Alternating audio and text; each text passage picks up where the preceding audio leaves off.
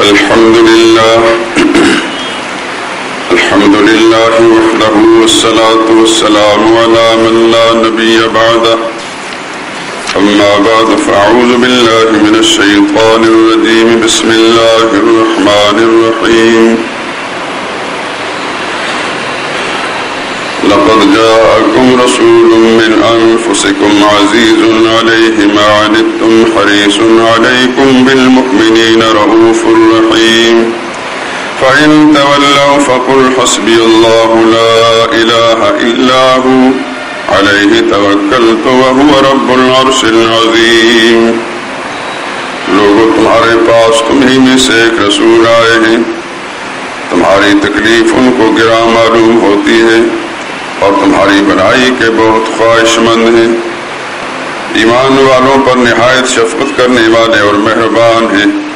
سو اگر یہ لوگ پھر جائیں اور نہ مانے تو کہہ دیجئے اللہ مجھے کافی ہے، اس کے سوا کوئی عبادت اور پکار کے لائق نہیں، اسی پر میرا بھروسہ ہے اور وہ عرش عظیم کا مالک ہے۔ سبحان ربک رب العزت عما یصفون وسلام علی المرسلین والحمد للہ رب العالمین۔ بزرگان محترم، برادران عزیز،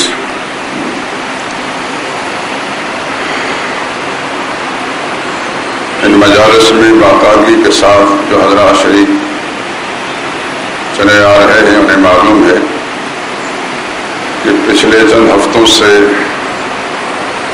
سرور کائنات حضرت محمد مصطفیٰ صلی اللہ علیہ وسلم کی حیات مقدسہ اور سیرت طیبہ سے متعلق مضمون شروع کیا گیا، لیکن ترتیب یوں رکھی کہ سب سے پہلے آپ کے خاندان کا تعارف، جس کا فائدہ آگے چل کر حضور صلی اللہ علیہ وسلم کی سیرت کو سمجھنے سمجھانے میں زیادہ ہوگا۔ میں نے عام ڈگر سے ہٹ کر آپ کے خاندان کا تعارف کرانا مناسب سمجھا، اور خاندان کا تعارف تو اگر پوری تفصیل میں جائیں تو بہت لمبی بات ہو جائے گی اور اس کے لیے برسوں ناکافی ہوں گے۔ میں نے اس کا آغاز رسول اللہ صلی اللہ علیہ وسلم کے دادا بزرگوار جناب عبد المطلب اور ان کی اولاد سے کیا ہے۔ اس سلسلے میں سب سے پہلے عبد المطلب کی اولاد میں سب سے بڑے بیٹے جن کا نام حارث تھا، اور حارث کی پھر آگے اولادیں جن کو اللہ تعالیٰ نے ہدایت سے نوازا اور رسول اللہ صلی اللہ علیہ وسلم کے صحابی ہونے کا شرف ان کو ملا، ان کا میں نے تعارف کر دیا۔ اور آپ نے سنا کہ بہت سی کتابوں کے اندر ان کا ذکر نہیں آتا، لیکن امہات کتب اصل کتابیں جو ہمارے سیرت تاریخ کی ہیں، جو عربی زبان کے اندر ہیں، ان کے اندر متفرق مقامات پر بکھرا ہوا تذکرہ کسی ایک جگہ پر نہیں۔ خصوصاً صحابہ اکرام کے حالات کی کتابوں پر جب آپ نظر رکھتے ہیں تو یا تو پوری کتاب کوئی پڑھے، تو یا جس کے ذہن میں کوئی خاکہ ہو تو خاص اس مقام کو جب پڑھے تو پتہ چل جاتا ہے کہ یہ رسول اللہ صلی اللہ علیہ وسلم کے خاندان کے افراد ہیں۔ بہر اللہ کا شکر ہے کہ اس سلسلے میں مجھے بہت زیادہ تردد نہیں کرنا پڑی، لیکن یہ ہے کہ بہرحال اس کے لیے کوئی اتنا آسان معاملہ بھی نہیں، بہت سی کتابوں کے لیے مجھے برگردانی کرنا پڑی ہے، اور آپ حیران ہوں گے کہ مجھے بعض اوقات ایک ایک حوالے کے لیے پوری کتاب خریدنا پڑتی ہے۔ اب سے کئی برس پہلے کی بات ہے کہ ایک کتاب کا میں نے حوالہ دینا تھا، تو لاہور کے اندر اس کتاب کو میں نے تلاش کیا، کہیں نہ ملی، نہ کسی کے ذاتی کتب خانے میں تھی اور نہ ہم لائبریریوں میں۔ تو میرے چھوٹے بھائی اس وقت کویت میں ہوتے تھے، میں نے ان کو ٹیلی فون کیا کہ فلاں کتاب مجھے درکار ہے، تو انہوں نے کہتے ہیں کہ میں نے چھٹی کر کے پورا دن لگایا اور سارے کویت کے اندر میں گھوما پھرا، اور بالکل کویت شہر کے آخری کنارے پر ایک مکتبے کے اندر وہ کتاب ملی، اور صرف اس کے حوالے کے لیے اس نے کویت سے سفر کر کے یہاں پاکستان آیا، اور مجھے پھر جمعے کے روز جو ہے وہ کتاب کا حوالہ ایک حوالہ نقل کرنا پڑا، اور مجھے الحمدللہ العظیم اس کتاب کے حوالے سے ایک فائدہ ہوا۔ اس طرح مجھے یہ سب کچھ کرنا پڑتا ہے، تفصیلات میں نہیں جاؤں گا، وقت نکل جائے گا۔ حارث بن عبد المطلب ان کے بیٹے اور پوتے جن کو اللہ تعالیٰ نے ایمان کی دولت سے مالا مال کیا، ان کے ذکر آپ نے سن لیا۔ عبد المطلب کی اولادوں میں سے دوسرے بڑے بیٹے جو رسول اللہ صلی اللہ علیہ وسلم کے تایا لگتے ہیں، ان کا نام زبیر. اور پھر نہ صرف یہ کہ رسول اللہ صلی اللہ علیہ وسلم کے تایا ہیں بلکہ آپ کے والد گرامی جناب عبداللہ کے سگے بھائی ہیں. جو حارث تھے وہ باپ شریک تو تھے، مائیں الگ تھیں، لیکن رسول اللہ صلی اللہ علیہ وسلم کے والد جناب عبداللہ کی جو والدہ ہیں ان کا نام ہے فاطمہ بنت عمرو بن مخزوم. تو ان فاطمہ کی اولادوں میں سے 3 بیٹے ہیں. سب سے بڑے بیٹے کا نام زبیر ہے، دوسرے بیٹے کا نام عبداللہ ہے، تیسرے بیٹے کا نام ابو طالب ہے. ابو طالب اصل میں اس کا نام عبد مناف تھا، زبیر اصلی نام ہے، عبداللہ اصلی نام ہے، اور تیسرے بیٹے کا نام عبد مناف ہے. لیکن اپنے کسی ایک بیٹے کی کنیت کی نسبت سے بعد میں وہ ابو طالب مشہور ہے، اور ابو طالب ہی کے نام سے دنیا ان کو جانتی ہے. 3 بیٹے اور 4 بیٹیاں، ام الحکیم بیضا، عاتقہ، برہ، امیمہ، یہ 4 بیٹیاں اور 3 بیٹے تھے فاطمہ بنت عمرو بن عائض مخزومیہ سے، جو عبد المطلب کی بیوی تھی. شروع میں نے بتایا تھا کہ عبد المطلب کی 6 بیویاں تھیں، لیکن یہ زمانہ اسلام سے پہلے کی بات ہے، بہت سی شادی لوگ کر دیتے تھے. اسلام جب آیا تو اسلام نے آ کر یہ حد لگا دی کہ کوئی صاحب ایمان 4 سے زیادہ ایک وقت میں بیویاں نہیں رکھ سکتا. یہ پابندی اسلام نے لگائی ہے. اس سے پہلے لوگ لامتناہی شادیاں کیا کرتے تھے، اس کی گنجائش تھی. اور چونکہ عبد المطلب کا زمانہ اسلام سے پہلے کا زمانہ ہے، اس لیے انہوں نے 6 شادیاں کی، اور 6 شادیوں سے مختلف اولادیں ہوئیں، جن میں سے 6 بیٹے ہیں، 16 اولادیں ہوئیں. یہ پہلے بھی میں نے کچھ اشارہ دیا حضرات کو. تو بڑے بیٹے حارث، ان کا انتقال تو اپنے باپ کی زندگی میں ہو گیا تھا، اور دوسرے بیٹے رسول اللہ صلی اللہ علیہ وسلم کے والد گرامی کا انتقال بھی عبد المطلب کی زندگی میں ہو گیا تھا. جیسے کہ آپ سنتے چلے آئیں کہ حضور صلی اللہ علیہ وسلم کی ولادت 12 سال سے پہلے ہی ان کے والد کا انتقال ہو گیا تھا، لیکن اس وقت عبد المطلب زندہ تھا. تو حارث کی وفات پا جانے کے بعد، بڑے بیٹے کا وفات پا جانے کے بعد، عبد المطلب نے ساری ذمہ داریاں اپنے دوسرے بڑے بیٹے جو رسول اللہ صلی اللہ علیہ وسلم کے تایا تھے جناب زبیر بن عبد المطلب، ان کو سونپ دی. اور وہی پھر بنو ہاشم کے ہاشمی خاندان کے لیڈر اور سردار بنے. آئندہ جتنے بھی معاملات سامنے آتے رہے، یہی لیڈر اور سردار بنے ہاشم کی حیثیت سے پیش رہے. میں اس سلسلے میں کچھ تاریخ کی کتابوں کے حوالے آپ حضرات کی خدمت میں پیش کرنا چاہتا ہوں، اس سے آپ کو اندازہ ہو جائے گا. مثلا انصاب الاشراف علامہ بلازری، یہ 3ری صدی ہجری کے اندر ایک بڑے مورخ گزرے ہیں، 6-7 جلدوں کے اندر یہ کتاب ہے، اور یہ وہی کتاب ہے جس کا بھی میں نے ذکر کیا تھا کہ میں نے کوئی سے منگائی تھی، اس کا حوالہ دینا تھا. اب تو خیر پاکستان کے اندر بھی بے شمار مکتبوں کے اندر کتابیں آ چکی ہیں، لیکن جس زمانے میں بات کر رہا ہوں اس زمانے میں کتابیں نہیں ملتی تھی. بہت شاذ نادر کاروں ممالک میں بیروت وغیرہ کی کتابیں ملتی تھی. یہ ذاتی لائبریری میں جن کے پاس کتابیں ہوتی تھی تو بہت سارے لوگ بخل کی وجہ سے کتاب کسی کو دیتے بھی نہیں تھے. یہاں لاہور شہر کے اندر ایک عالم جو دنیا میں نہیں ہے، اللہ کے کروڑ رحمت نازل اہل حدیث عالم تھے، مولانا عطا اللہ حنیف. بہت بڑی لائبریری اور کتب خانہ ان کا، بڑے فیاض اور دریا دل انسان تھے، علمی ذوق رکھنے والے انسانوں کی لائبریری کے دروازے انہوں نے کھول رکھے تھے. بہت سے لوگ میں نے دیکھا کہ بریلویوں نے بدعتیوں نے جو عقیدے میں ان کے مخالف ہیں، لیکن ان کی اس صفت کی بنا پر ان کی تاریخیں لکھی. بڑے اچھے انسان تھے، خدا کے کروڑوں رحمت نازل.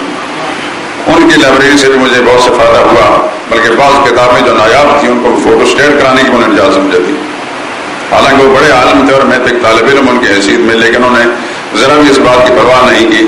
بس اتنا ہے کہ انہوں نے دیکھا کہ یہ ایک طالب علم ہے اور علم کا متلاشی ہے، پھر انہوں نے اپنے اس لائبریری سے فائدہ اٹھانے میں کسی قسم کی بخل سے مذاکرہ مظاہرہ نہیں کیا. علامہ بلازری نے لکھا ہے الزبیر وہ اکبر اعمام النبی صلی اللہ علیہ وسلم. زبیر رسول اللہ صلی اللہ علیہ وسلم کے چچاؤں میں سب سے بڑے تھے. وهو الذي كان يرقص النبي صلی اللہ علیہ وسلم وهو طفل. اور یہی وہ زبیر ہے جو رسول اللہ صلی اللہ علیہ وسلم کو ہاتھوں میں جھلایا کرتے تھے جب حضور صلی اللہ علیہ وسلم چھوٹے سے بچے تھے. وَيَقُولُ گود میں اٹھاتے, ہاتھوں میں جھلاتے اور ایک لوری گنگنایا کرتے تھے. محمد ابن عبدم عشتہ بعیش انعم فی دولت و مغنم دانا سجیس الازلم. یہ محمد میرے مرحوم بھائی عبداللہ کی نشانی ہے. جب لوری گنگناتے عربی زبان میں تو اس لوری کا مفہوم یہ تھا, ہاتھوں میں جھلایا کرتے تھے. محمد ابن عبدم, یہ محمد میرے مرحوم بھائی عبداللہ کی نشانی ہے. عشتہ بعیش انعم, میری اللہ سے دعا ہے کہ بڑے عیش و آرام کی زندگی سے یہ زندگی گزارے. یہ تایا محمد مصطفیٰ صلی اللہ علیہ وسلم کے. آپ کو لوریاں دیا کرتے تھے, گنگنایا کرتے تھے اور اس طرح الفاظ بولتے تھے. فی دولت و مغنم, اللہ کرے کہ ان کو حکومت ملے, آئندہ اقتدار ملے, یہ سب کے سردار بنے اور آرام کے ساتھ زندگی گزاریں اور ہمیشہ ان کو سکون اور آرام اور سرداری حاصل رہے. یہ ہیں زبیر جناب محمد مصطفیٰ صلی اللہ علیہ وسلم کے تایا بزرگوار. یہ میں نے صرف ان کا تعارف کراتے ہوئے یہ بات, یہ آگے میں نے چل کے ذکر کرنی تھی لیکن شروع میں نے ذکر کر دی. جیسا کہ میں نے ابھی عرض کیا کہ عبد المطلب نے اپنی بڑھاپے کی ساری ذمہ داریاں خود, جو ان کو اپنے جوانی کے زمانے میں سرداری اور لیڈری حاصل تھی, جب بڑھاپا آیا تو انہوں نے ساری ذمہ داریاں اپنے اس بڑے بیٹے کے سپرد کر دی. چنانچہ انصاب الاشراف میں لکھا ہے وَأَوْصَى عبد المطلب إِلَىٰ ابْنِهِ بِالزُّبَيْرِ بِالْحُكُومَةِ. عبد المطلب نے وصیت کر دی کہ بعد میں سرداری اور اقتدار جو ہے میرے بڑے بیٹے زبیر کو حاصل رہے گی. وہ امر الکعبہ, اور کعبہ شریف کی جتنی خدمات جو میں سر انجام دیا کرتا تھا یا میرے خاندان میں چلی آ رہی تھی, وہ خدمات اب جو ہے زبیر ادا کریں گے.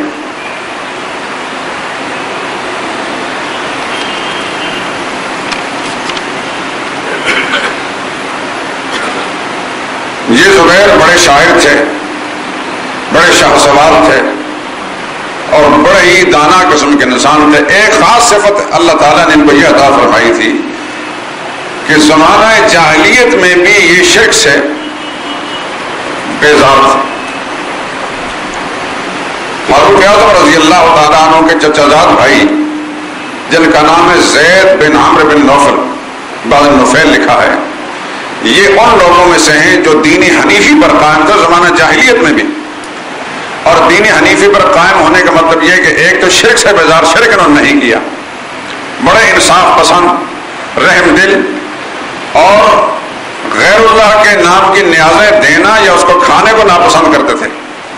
یہ بات علامہ ابن حزم نے جمع انصاب العرب, انصاب عرب پر ایک کتاب لکھی ہے, اس کے اندر یہ بات انہوں نے لکھی ہے کہ یہ لوگ زمانہ جاہلیت کے اندر بھی شرک سے بیدار تھے. عبد المطلب کی اولاد میں 10 بیٹوں میں کسی بیٹے کے بارے میں یہ بات نہیں کسی کتاب میں لکھی ہوئی کہ زمانہ اسلام تو جس کو ملا مل گیا, زمانہ اسلام سے پہلے جو دین حنیفی پر قائم ہو سوائے زبیر بن عبد المطلب کے اور کسی کا ذکر نہیں آتا. اور جیسا ابھی آپ نے سنا کہ عبد المطلب نے جب اپنی ساری ذمہ داریاں اپنی اولاد میں سب سے بڑے بیٹے کو سپرد کی تو اس میں رسول اللہ صلی اللہ علیہ وسلم کی کفالت اور آپ کی حفاظت بھی رسول اللہ صلی اللہ علیہ وسلم نے انہی کے حوالے کر دی, جیسے کہ آگے چل کر میں اس کی تفصیل بیان کروں گا. یہی وجہ ہے کہ جناب عبداللہ کا جب انتقال ہوا حضور صلی اللہ علیہ وسلم کے والد گرامی کا, یہ اس وقت مدینہ طیبہ میں اپنے سسرالی خاندان میں گئے ہوئے تھے. آپ کے علم میں ہے کہ حضور صلی اللہ علیہ وسلم کی والدہ ماجدہ یہ مدینہ کے ایک معزز خاندان کی تھی. عبد المطلب نے اپنے اس فرزند کے لیے, اس بیٹے کے لیے جب رشتے کی تلاش شروع کی تو مکہ معظمہ کو چھوڑ کر مدینہ طیبہ گئے. وہاں ایک قبیلے کے جو معزز لوگ تھے وہاں جا کر رشتہ مانگا ایک, تو وہب نام کے ایک آدمی جو رسول اللہ صلی اللہ علیہ وسلم کے نانا تھے, ان سے ان کی بیٹی کا رشتہ مانگا اور ان کے صاحبزادی کا نام آمنہ تھا جو محمد مصطفیٰ صلی اللہ علیہ وسلم کی والدہ ماجدہ ہیں. اور حضرت آمنہ کے چچا کی بیٹی جس کا نام اس کا رشتہ اپنے لیے مانگ لیا۔ عبد المطلب نے مدینہ منورہ کے ایک معزز خاندان میں جا کر اپنے صاحبزادے جناب عبداللہ کا رشتہ مانگا، وہب کی بیٹی آمنہ کا رشتہ اپنے لیے، اپنے بیٹے کے لیے، اور وہب کے بھائی وحید اس کی بیٹی حالہ کا رشتہ اپنے ذات کے لیے مانگ لیا۔ یہ وہی حالہ ہیں جن سے آئندہ چل کر محمد مصطفیٰ صلی اللہ علیہ وسلم کے چچا حضرت حمزہ پیدا ہوئے، یہ ذہن میں رکھنا۔ اور حضرت حمزہ رضی اللہ تعالیٰ عنہ کی عمر میں اور رسول اللہ صلی اللہ علیہ وسلم کی عمر میں کوئی زیادہ فرق نہیں تھا، معمولی فرق تھا۔ یہ چچا بھتیجے عمر میں بھی قریب تھے اور بچپن کے دوست یار بھی تھے، بہت زیادہ محبت تھی محمد مصطفیٰ صلی اللہ علیہ وسلم کو اپنے چچا کے ساتھ۔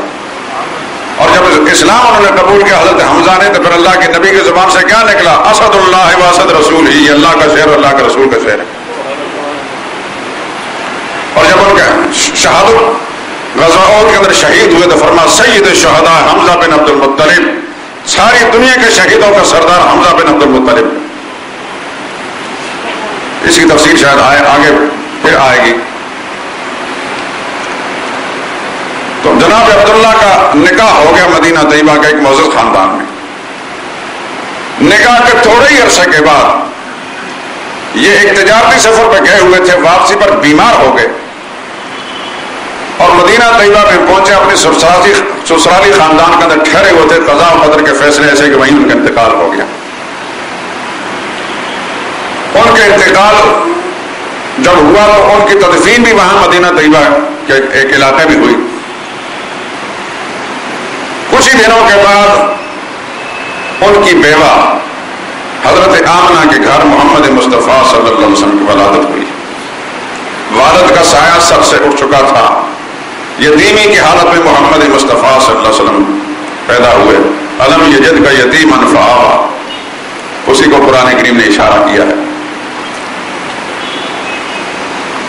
اور کچھ ہی دنوں کے بعد پھر جناب زبیر جو اپنے والد کے جانشین بھی تھے اور وصی بھی تھے اور ذمہ دار بھی تھے، اپنے مرحوم بھائی کے یتیم بچے کو لینے کے لیے مکہ معظمہ سے مدینہ طیبہ گئے اور وہاں سے اس کو بڑے اعزاز و اکرام کے ساتھ لائے اور اپنے گھر کے اندر رکھ اس کی پرورش کی اور پھر اپنے ہاتھوں میں جھلایا کرتے تھے اور لوریاں دیا کرتے تھے، محمد ابن عبدم عشتہ بعیش انم۔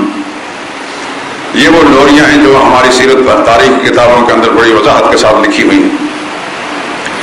پوری سیرت کی کسی کتاب کے اندر جناب زبیر کے علاوہ رسول اللہ صلی اللہ علیہ وسلم کے کسی چچا جو اس وقت زندہ تھے، کسی چچا کے بارے میں کوئی بات نہیں لکھی کہ انہوں نے صغر سنی میں اس بچپنے کی حالت کے اندر محمد مصطفیٰ صلی اللہ علیہ وسلم کچھ لوریاں دی ہوئی اور لوریاں ان کو پھر ان کا ذکر کسی سیرت و تاریخ کتاب میں لکھا ہو سوائے زبیر بن عبد المطلب کے۔ جو کچھ میں سنا رہا ہوں یہ خلاصہ ان کتابوں کا، بہت سی کتابیں جو ہیں نظر سے گزری ہیں اور الحمدللہ شاید ہی کوئی کتاب تاریخ کی، اہم تاریخ کی کتاب ایسی ہو جو میرے پاس نہ ہو، جو میں نے حاصل نہ کی ہو۔ جب یہ چسکا پڑتا ہے کسی آدمی کو تو پھر آدمی پاگلوں کی طرح، دیوانوں کی طرح اس کے تلاش میں رہتا ہے۔ ابھی بھی بہت ساری کتابیں ایسی ہیں جن کے تجسس تلاش میں میں نے پورے پاکستان میں جتنے مکتبوں والے ہیں جو میرے متعلق ہیں سب کو کہہ رکھا کہ فلاں کتاب حاصل کر کے مجھے پہنچاؤ، اور الحمدللہ مل جاتی ہے۔ جو آئندہ یا بندہ کا محاورہ ہے کہ تلاش کرنے والے کو چیز مل جاتی ہے۔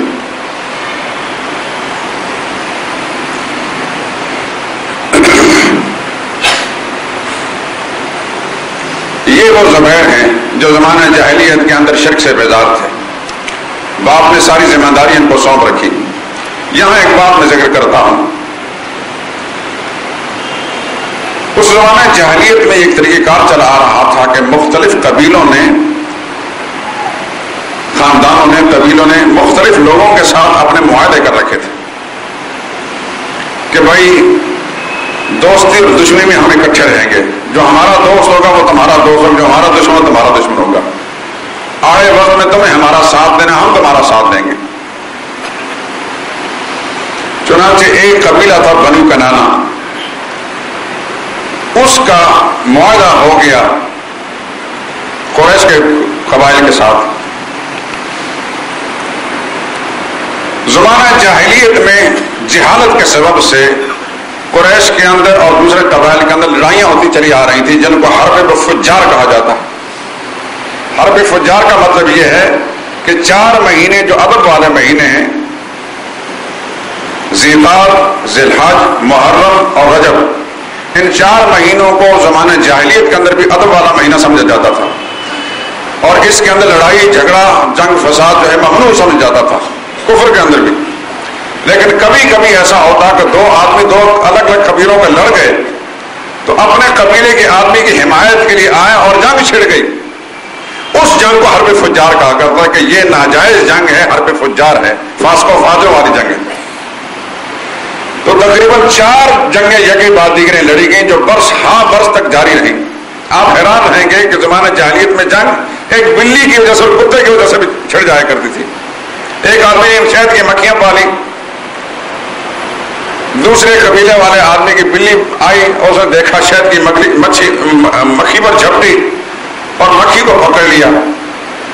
اس گھر کے آدمی کے کتے نے اس بلی پر جھپٹ کر بلی کو مار دیا، بلی کے مالک نے اس کتے کو مار دیا، کتے کے مالک نے اس بلی کے مالک کو مار دیا، اور اس طرح قبیلوں میں جنگ چھڑ گئی۔ اس طرح جاہلانہ حرکتیں ہوتی تھیں اور جنگ چھڑ جایا کرتی تھی اور برسوں تک جایا کرتی تھی۔ اس کو بھی حرب فجار کہا کرتا تھا، بغیر مقصد کے جنگ۔ لیکن خاص طور پر ان عدد والے مہینوں کے اندر جو جنگ ہوتی تھی اس کو حرب فجار کہتے تھے۔ ایک دفعہ ایک جنگ چھڑ گئی، حرب فجار۔ اب یہ دروازے بند کرنے آرام کے ساتھ، لیکن وہ جو بند کرنے والے ہیں وہی توجہ دیں، باقی میری طرف توجہ دیں۔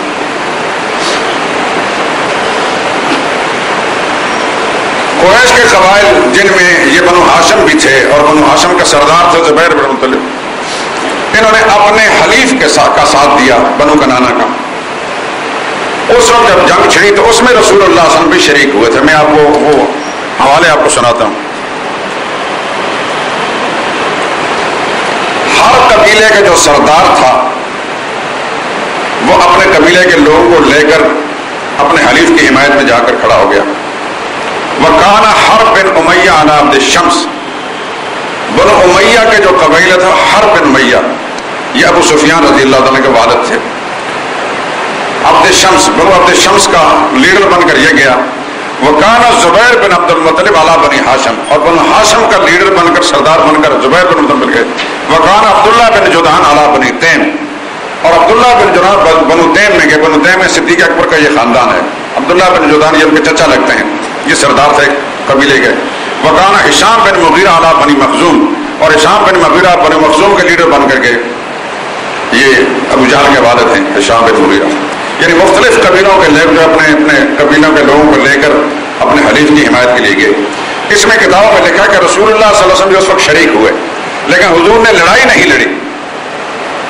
اتنا ہوتا تھا کہ اپنے چچاؤں کو اور چچوں کی اولادوں کو تیر اٹھا اٹھا کر دیتے تھے، لیکن لڑائی میں شریک رسول اللہ صلی اللہ علیہ وسلم نہیں ہوئے۔ یہ لڑائی ہو گئی، ختم بھی ہو گئی، لیکن اس کو حرب فجار ہی سمجھا۔ یہ چوتھی حرب فجار آخری تھی، اس سے نفرت کیا کرتے تھے۔ اسی زمانے جب یہ لڑائی ختم ہوئی تو ایسا ہوا کہ یمن سے آنے والا ایک آدمی، اس نے کچھ چیز بیچی مکہ کے ایک سردار عاص بن وائل پر، لیکن اس نے اپنی سرداری کے گھمنڈ میں اس کو پیسے نہ دیے۔ اس یمنی نے دیکھا کہ ان قریشی قبیلے والوں نے اپنے طاقت کے گھمنڈ میں میرے پیسے دبا لیے ہیں۔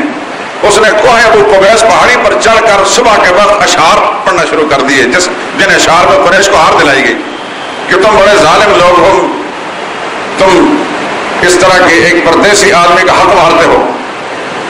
جب وہ اشعار لوگوں نے سنے تو خاص طور پر زبیر بن عبد المطلب رسول اللہ صلی اللہ علیہ وسلم کے استایا نے، یہ بڑے حساس طبیعت کے آدمی تھے، بڑے غیور تھے، انہوں نے عاص بن وائل جو سردار قریش تھا اس کو جا کر مجبور کیا کہ اس یمنی جو ہے اس کے پیسے دو، اور اسے پیسے دلائے۔ صرف پیسے نہیں دلائے بلکہ انہوں نے سارے قبیلوں کے جتنے بھی سردار تھے سب کو عبداللہ بن جدعان کے گھر بلایا، یہ ابو بکر صدیق کے جو چچا تھے، اور وہاں ایک معاہدہ کیا۔ معاہدہ یہ تھا تحالفوا الا یظلم احد بمکہ الا قاموا معه، آپس میں قسمیں کھائیں کہ کوئی شخص مکہ میں اب ایک دوسرے پر ظلم نہیں کر سکے گا، جو ظالم ہوگا اس کے خلاف سارے اکٹھے ہو کر حتی یرد ظلام اس کے ظلم کا اس کا بدلہ لیا جائے گا، اور جس کی کوئی چیز کسی نے دبا رکھی ہو اس کو اس سے دلائی جائے گی۔ بنو ہاشم، بنو مطلب، بنو اسد، بنو زہرہ، بنو تیم، بنو حارث، یہ سارے قبیلے اکٹھے ہو گئے، ان سب نے یہ معاہدہ کیا، لیکن معاہدے کا محرک اعلیٰ تھے زبیر بن عبد المطلب۔ لکھا ہے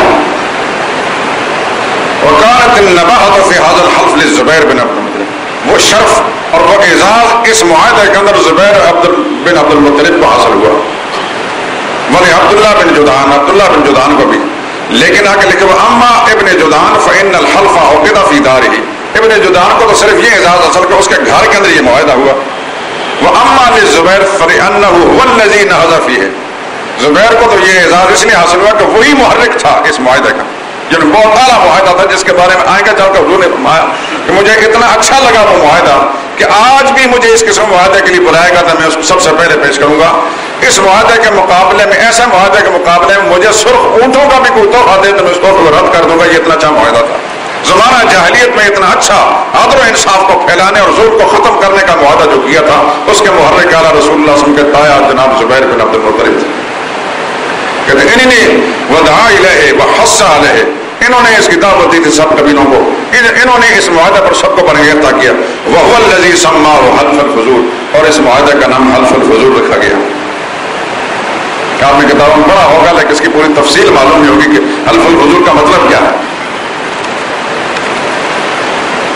مورخین لکھا ہے، ایک قدیم مورخ ہے محمد ابو جعفر محمد ابن حبیب، 245 ہجری میں فوت ہوئے ہیں، تیسری صدی ہجری کے درمیان میں، ان کی کتاب المحبر، وکان سبب ھذا الحلف، اس معاہدے کا سبب یہ تھا ان زبیر بن عبد المطلب و عبداللہ بن جدعان ورؤوسا ھذه القبائل اجتمعوا، کہ زبیر اور عبداللہ بن جدعان اور ان قبیلوں کے جتنے لیڈر تھے سارے جمع ہوئے، فاحلفوا، اور سب نے قسم کھائی، اللہ یدعو احدا بظلم بمکہ، کسی کو نہیں چھوڑیں گے کہ مکہ شہر میں کوئی کسی پر ظلم کر سکے، الا نصر المظلوم علی الظالم، ظالم کے مقابلے میں مظلوم کا ہم ساتھ دیں گے، واخذوا له بحقه، اور اس کا حق اسے لے کر چھوڑیں گے۔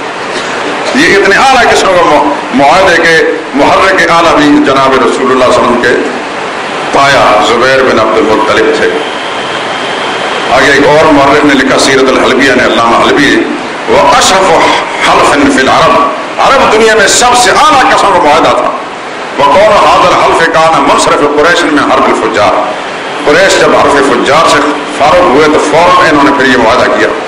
وَأَوَّلُ مَنْ دَعَا إِلَيْهِ زبیر بن عبد المطلب، سب سے پہلا شخص جس نے اس معاہدے کے لیے قریش کے قبائل کو دعوت دی تھی زبیر بن عبد المطلب تھے، اے عم رسول اللہ صلی اللہ علیہ وسلم، جو رسول اللہ صلی اللہ علیہ وسلم کے چچا تھے، شقیق و ابی ہے، آپ کے والد گرامی کے سگے بھائی تھے۔ وَذَلِكَ فِي دار عبداللہ بن جدعان تیمی، عبداللہ بن جدعان تیمی بنو تیم کے جو تھے اس کے گھر کے اندر یہ معاہدہ ہوا۔ فَكَانَ مَعَهُمْ فِي ذَلِكَ الْحَلْفِ رسول اللہ صلی اللہ علیہ وسلم، اس معاہدے میں رسول اللہ بھی شریک تھے، یہ نبوت سے پہلے کی بات ہے۔ وقال، اور حضور نے فرمایا، لقد شہدت فی دار عبداللہ بن جدعان، میں بھی اس معاہدے میں اپنے چچاؤں کے ساتھ اور دوسرے قبائل کے ساتھ موجود تھا۔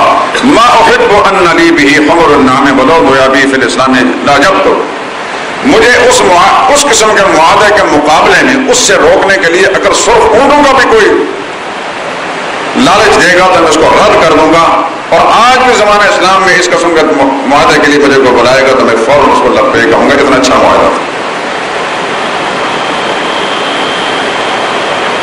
ایک اور مورخ نے لکھا ہے، وَكَانَ حَلْفُ الْفُضُولِ مَفْخَرَةً لِقُرَيْشٍ، قریشیوں کے لیے بڑی فخر کی چیز تھی حلف الفضول، یعنی وہ عدل انصاف کو پھیلانے اور ظلم کو ختم کرنے کے جو معاہدہ زبیر بن عبد المطلب نے کرایا تھا، یہ بڑا فخر تھا قریش کے لیے زمانہ جاہلیت میں۔ فلم یکن یصد السادۃ من قریش احد ولم یکونوا یتناہون عن الظلم، جو بھی لیڈر سردار کسی پر ظلم کرتا تھا اس کا کوئی ہاتھ روکنے والا کوئی نہیں تھا، کوئی قانون ہی نہیں تھا، نہ کوئی عدالت تھی، نہ کوئی کسی کو کوئی ضابطہ قانون، جس کے ہاتھ میں زور تھا وہ ظلم کیا کرتا تھا، اور نہ کسی کو ظلم سے روکتے تھے۔ فجاء حلف الفضول، حلف الفضول کا جب معاہدہ آیا، للدفاع عن المظلوم، مظلوم کا دفاع کرنے کے لیے، والانتصاف له، اس کا بدلہ لینے کے لیے، ممن ظلم خیر عمل قریش قبل البعثۃ، رسول اللہ کی بعثت سے پہلے قریش کا سب سے اعلیٰ کام تھا. وکان هذا الحلف ارحاصا بنزول شریعہ، در حقیقت یہ ایک نشانی تھی کہ عدم انصاف کا جو معاہدہ قریش نے کیا، وہی جو درندہ صفت لوگ تھے انہوں نے اتنا اعلیٰ قسم معاہدے کی، یہ در حقیقت نشانی تھی، علامت تھی کہ آئندہ عدم انصاف کا دور آنے والا ہے محمد مصطفیٰ صلی اللہ علیہ وسلم کی بعثت کی شکل میں، اور امن اسلام آنے والا ہے.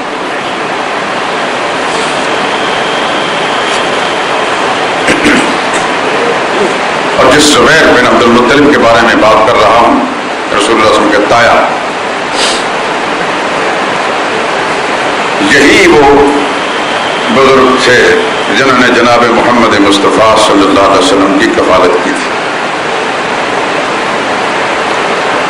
لیکن قلم در کف دشمن کے ہاتھ میں جب قلم آیا تو اس نے پھر اپنی مرضی کے مطابق باتیں لکھی. ایک لمبی کہانی ہے. زمانہ اسلام میں محمد مصطفیٰ صلی اللہ علیہ وسلم اور آپ کے خلفاء راشدین نے جب دنیا بھر میں اسلامی مملکتوں کو وسعت دی، صحابہ کرام نے، تو سب سے زیادہ اس سے متاثر جو طبقہ ہوا وہ یہودی تھے اور مجوسی تھے، اور ان کے سینوں کے اندر عداوت اور دشمنی کی آگ جل رہی تھی کہ ہماری سرداری، ہماری لیڈری، ہماری عزت سب خاک میں مل گئی ان مسلمانوں کے عروج کے سبب سے. وہ دوسرے کسی طریقے سے بدلہ نہیں لے سکتے تھے. مسلمان تاریخ بنانے میں لگے ہوئے تھے، یہ تاریخ بگاڑنے میں لگے تھے. انہوں نے سوچا کہ اور تو کوئی راستہ نہیں، منافقانہ طور پر انہوں نے اسلام قبول کیا اور مسلمانوں کی تاریخ بگاڑنے میں لگ گئے. پھر تاریخی جو کتابیں لکھی گئی ہیں 34-35 مورخین میں 2-3 کو 4 کو آپ مستثنا کر لیجئے، باقی سب یا یہودی نسل تھے، مجوسی نسل تھے، یا ان کے زیر اصل تھے. آج سچ اور حق کو تاریخ کے اندر سے نکالنا ناممکن تو نہیں، لیکن اتنا مشکل ہے کہ جیسا ریت چھاننا ہے. یہی وجہ ہے کہ بے شمار جھوٹی باتیں تاریخ کے اندر ایسی گسیڑ دی گئی دانستہ طور پر ایک خاص مقصد کے پیش نظر، کہ بعد میں آنے والے سیرت نگاروں نے، تاریخ لکھنے والوں نے مکھی پہ مکھی ماری اور ان کے پاس اور شاید کوئی ذریعہ نہیں تھا اصل حقائق تک پہنچنے کا، پر کوئی بات لکھتے چلے گئے تاکہ اردو زبان کے اندر جب علماء لکھا تو پھر بھی وہی لکھتے گئے. آپ نے سکول کے زمانے سے ایک بات پڑھی ہے، کالج میں بھی پھر پڑھی، اور اس کے بعد میں جو مطالعہ کا ذوق رکھنے والے حضرات ہیں، کہ حضور صلی اللہ علیہ وسلم کے بارے میں لکھا جاتا ہے کہ رسول اللہ صلی اللہ علیہ وسلم کی کفالت سب سے پہلے، والد کا سایہ تو پہلے اٹھ گیا تھا، آپ کے دادا بزرگوار جناب عبد المطلب نے کی، اور عبد المطلب کے بعد ان کے بیٹے ابو طالب نے کی. یہی سب کچھ آپ کتابوں میں آج ہی دیکھیے. ابھی آپ پڑھ چکے بہت سی تاریخی حوالوں سے کہ عبد المطلب نے تو اپنی ساری ذمہ داری اپنے بڑے بیٹے جو زبیر بن عبد المطلب کو سونپ رکھی تھی. ہر قسم کی ذمہ داریاں، معاہدے کرنے کی، جنگ کرنے کی، جتنے بھی معاملات تھے سارے کے سارے. اور ابھی آپ سن چکے ہیں کہ سب سے پہلے محمد مصطفیٰ صلی اللہ علیہ وسلم کو گھر کے اندر لانے والے اور لوریاں دینے والے اور دعائیں دینے والے جو زبیر بن مطلب تھے. لیکن ان ساری چیزوں کو آپ حیران رہیں گے کہ ہماری تاریخ کی بعض کتابیں اس ایسی بدماشی کے ساتھ انہوں نے زبیر کا نام ہی آؤٹ کر دیا. ایسی کتابیں بھی ملے گی. سکول اور کالج والوں پر جو ظلم کیا جسٹس امیر علی نے، ہسٹری آف سارسن کیا کچھ نام سے لکھا. اور ہمارے سکول کالج کے لوگوں کا سب سے بڑا ذریعہ علم جو ہے وہی ہے. اس کے اندر ایسی بدماشی اس نے کی ہے کہ یہ سارا کچھ ختم کر دیا.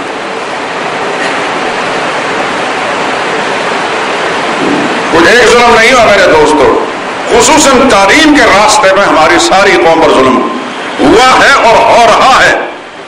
ہماری ساری نسلیں جو ہیں، اگر آگے آگے چل کر کسی اچھے عالم دین، کسی روشن ضمیر عالم دین کی مجلس اس کو نہیں ملی، یا اس نے خود ذاتی محنت مطالعہ کر کے صحیح حقائق تک پہنچنے کی کوشش نہیں کی، اگر انہی کتابوں کا بلبوتے پر اس نے نظریہ قائم کیا ہے تو اس کے نظریے میں ایک یہودی اور مجوسی کے نظریے میں کوئی فرق بھی نہیں ہے. اس کتاب کے ذریعے سے یہی سوچ بنتی ہے. کیونکہ ہمارے ہاں سب سے بڑی غلامی جو ہے وہ انگلش زبان کی ہے. انگریزی میں جس نے کتاب لکھی وہ جیسے آسمان سے نازل ہونے والی وحی ہے. شاید وحی الہی کا بھی اتنا اہتمام نہیں ہوتا اور اس کو اتنا اہم نہیں سمجھ جاتا جتنا کہ انگریزی زبان میں لکھی جانے والی کسی کتاب کی اہمیت ہوتی ہے. چاہے وہ یورپ کے کسی بدماش نے لکھی ہو یا انڈیا پاکستان کے کسی خائن اور بددیانت نے لکھی ہو، لیکن انگلش زبان میں لکھی ہے، لہٰذا وہ حرفیات پر. بہرحال عرض یہ کر رہا تھا کہ آئندہ میں حوالوں کے ذریعے سے بات ثابت کروں گا، بہت ساری چیزیں قرائن کے ساتھ میں ثابت کروں گا کہ یہ بات غلط لکھی ہے.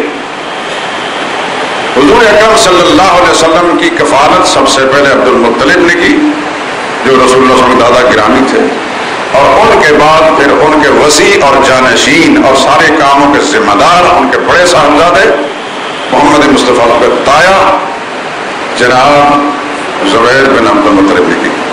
انصار اشراف والے نے یہ بات لکھی ہے. اس حوالے کی خاطر میں نے کتاب کو سے منگوائی تھی. وَرَوَى بَعْضُهُمْ أَنَّ الزُّبَيْرَ كَفَّلَ النَّبِيَّ صلی اللہ علیہ وسلم. یہ روایت بیان کی گئی کہ زبیر نے رسول اللہ صلی اللہ علیہ وسلم کی کفالت کی تھی حتیٰ ماتا، اس وقت تک کفالت کی جب تک وہ زندہ رہے. ثم کفلہ ابو طالب بعدہ، ان کے بعد ابو طالب نے کفالت کی. لیکن پھر یہ مورخ لکھتا ہے وذالک غلط، یہ بات غلط ہے. لأن زبیر شاہد حلف الفضول، زبیر تو اس وقت تک زندہ رہے جب تک حلف فضول نہیں ہوا، جب بھی معاہدہ کی مزاج. اور حلف فضول میں رسول اللہ صلی اللہ علیہ وسلم کی عمر 20 سال سے اوپر تھی. تو جو نوجوان 20 سال سے اوپر کا ہو جائے اس کو کسی کفالت کی ضرورت رہتی ہے. باقی اس وقت تو خود رسول اللہ صلی اللہ علیہ وسلم تجارت فرمایا کرتے تھے. چنانچہ اس نے سچ بات کہی تھی بیان زبیر شاہد حلف الفضول بلے رسول اللہ صلی اللہ علیہ وسلم یوم ذن نیف و عشرون سنتن، حضور صلی اللہ علیہ وسلم کی عمر 20 سال سے اوپر تھی. علامہ برادری نے انصار اشراف میں، یہ بھی 3ری صدی ہجری کا یعنی تبری کے زمانے کا یہ مورخ ہے، اس نے صفحہ 85 جلد 1 عربی زبان میں انصار اشراف سے اس کے اندر یہ بات لکھی ہے. اور میں نے یہ بتایا تھا کہ زبیر بن عبد المطلب زمانہ جاہلیت کے اندر بھی شرک سے بیدار تھے. ان کے ایک 2 مقولے میں ذکر کر دیتا ہوں. وہ کہتے ہیں ان للناس معادا یؤخذ فیہ للمظلوم من الظالم. ایک دن آنے والا ہے ضرور اللہ کے سامنے کہ جہاں ظالم سے مظلوم کا بدلہ لیا جائے گا. یعنی وہ اس بات کے قائل تھے کہ قیامت قائم ہوگی اور عدل و انصاف کے فیصلے ہوں گے اور ظالم سے مظلوم کا بدلہ لیا جائے گا. اور جو شخص قیامت کا قائل ہوتا ہے وہ مشرک نہیں ہوتا، یاد رکھنا. کیوں مشرک قومیں ہمیشہ آخرت کی منکر رہی ہیں. جس کا یہ عقیدہ ہے کہ ایک دن ضرور آنے والا ہے کہ ظالم سے مظلوم کا بدلہ لیا جائے گا، عدل و انصاف کا دن آنے والا ہے، اس کا معنی یہ کہ وہ مشرک نہیں تھا.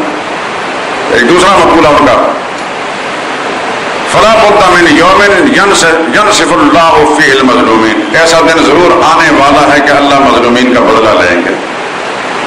تو یہ ہیں وہ چند باتیں جو میں نے آپ حضرات کے سامنے ذکر کر دی.